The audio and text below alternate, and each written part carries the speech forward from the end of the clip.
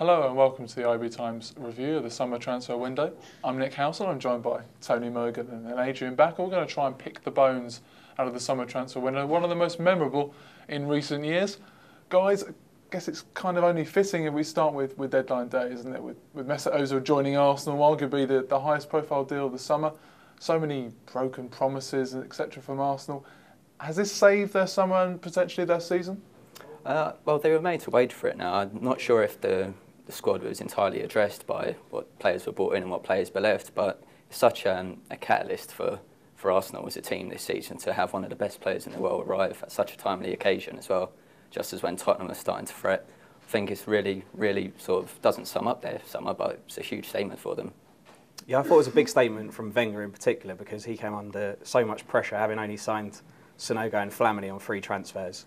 Tottenham fans were starting to get quite confident. Of course, they then beat Tottenham 1-0, and to sign, as you said, a truly world-class player is a big statement of intent. Whether it's enough to sort of go over the cracks that are in that squad, they're still probably short a striker and probably another centre-half, but a world-class player like that's a great addition for any team. In terms of the other deals that came out, Ozil one of many that took place on deadline day. Typically, of course, teams leaving it to the last minute. What other deals sort of caught your eye? Well, I was a big fan of Liverpool's work on the day, and particularly Victor Moses now, because he's a player who some may have foresaw not having the opportunities at Chelsea now. But to move to a club who are maybe not in the same equation as Chelsea were last season, but a club who have the same ambition to get there eventually again, I think will be a great move for him and a great signing for Liverpool. And Adrian, across Stanley Park, we saw Everton make a host of ins and outs there on deadline day. They made 3 new additions as well. Yeah, I thought Everton actually did pretty well. To get Romelu Lukaku, I think, is a massive bonus for them.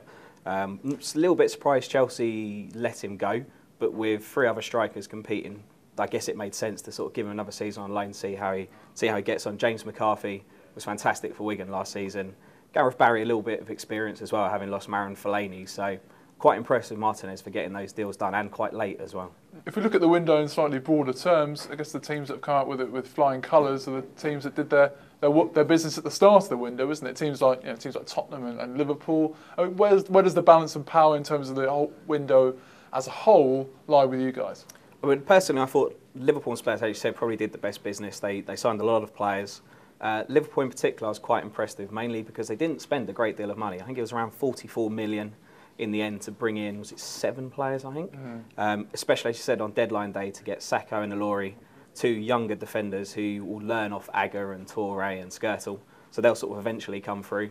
Aspas has already fitted in quite well. Luis Alberto gives them another option. Simon Mignolet's made every Liverpool fan forget about Pepe Reina going. So yeah, quite impressed with their business. And as you said, Tottenham did well as well. And certainly low risk as well, because there were a couple of loan deals in there, Moses and Sissoko as well. How about Spurs for you? Have they realistically offset the departure of Gareth Bale? To some degree, I think it was always inevitable, I assume, for many Spurs fans that this deal, Bale going to Madrid, would happen, and they sort of foresaw that buying earlier in the summer. And when it came to the crunch, this Gareth Bale was going to leave. It gave them that extra incentive to go out and buy players really capable of getting them to that next level. Your Christian Eriksen's and your Eric Lamelas, who I do believe will help fill that void. I mean, we've seen Liverpool and Tottenham. I think they made 8 and 7 additions each. Teams lower down the league have perhaps tinkered slightly more. Okay, bar the likes of Norwich, etc.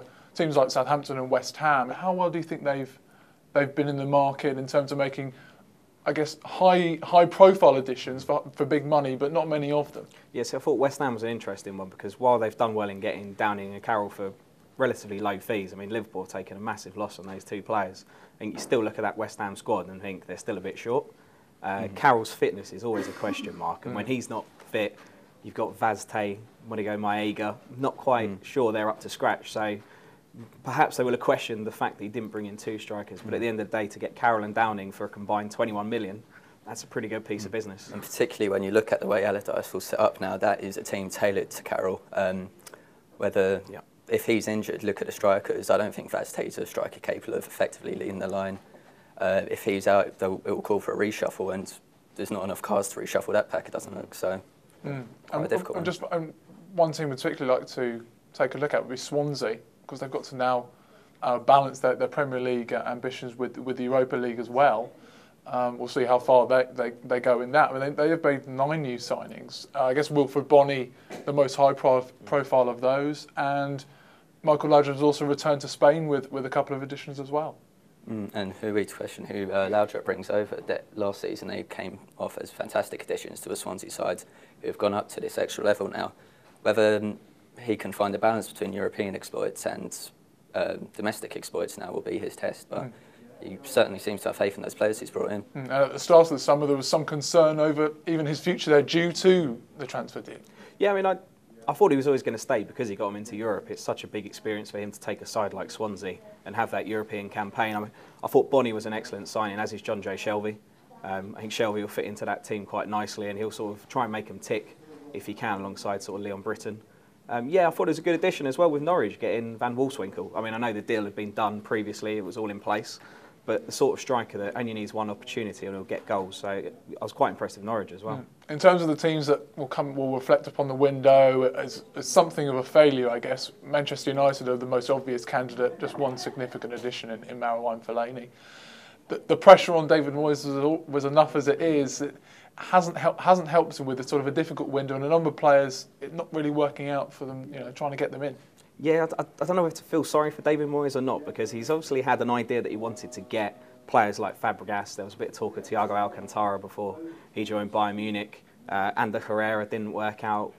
Daniele De Rossi they were talking to. It seemed like there was a lot of deals they wanted to get done. But to me, it always looked like the only player they get was Fellaini. He was the one that you thought if they make the right offer to Everton, he will join. It's a tricky one. I think United are a bit short of options. But then again, this is the squad that won the Premier League title last season. They've won one strong addition. So we'll have to see how it sort of pans out. But as you said, there's extra pressure on Moyes to perform. I felt very sorry for him in all the games so far when they haven't had a late goal. He's been compared to Ferguson already. He's only had 3 games. So it's been a difficult start, and not getting the players he wanted makes it even more difficult, I think. Moyes has a Premier League title-winning squad at his disposal, but all of United's rivals have made, in some way or other, significant additions, albeit in numbers or in transfer fees paid. How do you see how this window will affect their title chances? Well, I think from the offset, many people would have expected Fellaini to be a part of that equation.